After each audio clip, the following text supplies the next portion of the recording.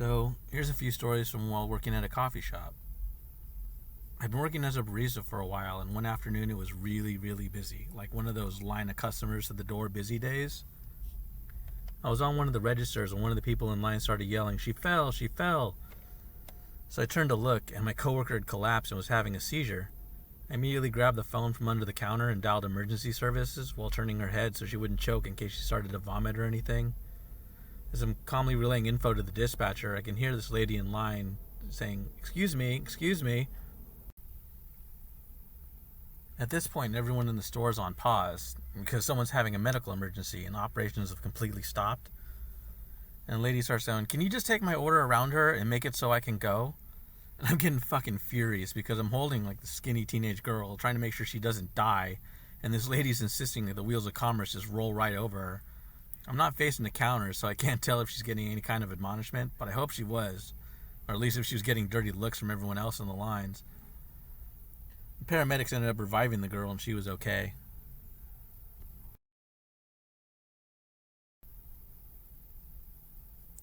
For a while, I had Tuesday as one of my designated days off because movie tickets were $5 on Tuesdays, so I can go enjoy a movie in peace on a weekday afternoon. I usually stop by the cafe to pick up my tips so I could pay for my tickets and popcorn. I had to use the restroom before I went to the theater, and I noticed on the inside of the door was a coat hook. I hadn't heard of one being installed, and it was off-center and below halfway down the door. I realized it was a camera. I had seen this thing in a YouTube thumbnail about a month before, so I knew what I was looking at. But a month before that, I had seen the coat hanger on the inside of the door before and didn't realize what it really was. The first one was a little more to the center of the door, so it didn't tip me off.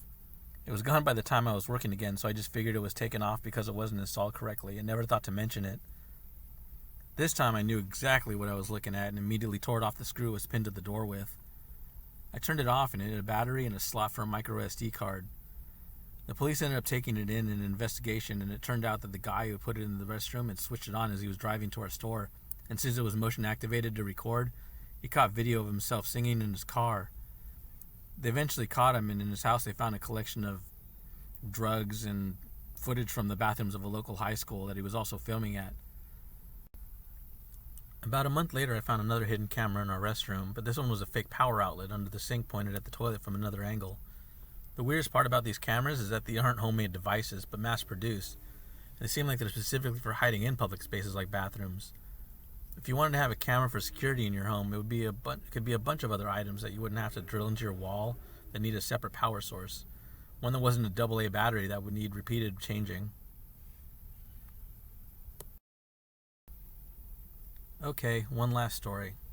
So I was working a closing shift with another supervisor, and usually with these crew makeups, we would flip a coin in order to not be the one in charge. Dealing with the customer complaints and the daily deliveries and paperwork and all those additional tasks can be kind of exhausting. I won, so I got to just deal with the regular duties of making and serving drinks. And during the night, the other supervisor, I'll call her Janine, is on the store phone. And she's on the phone for quite a while, so I'm kind of curious about what's going on. And I can see she's gathering money and printing reports to make a nightly deposit, but this was still a couple hours before we even close.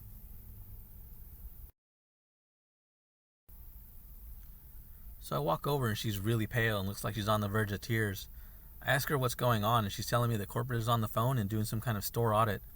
I tell her to hang up the phone, and she's being scammed.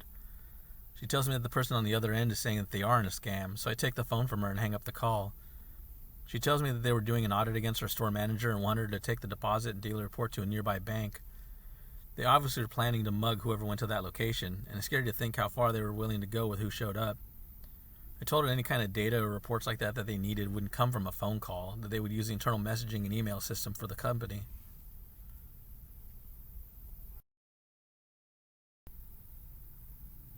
You know, what's kind of irritating about these events is that I never got any kind of certificate or official thanks for stopping these events, which were essentially crimes in progress. I did at other jobs I had, but I'll tell those stories in another video.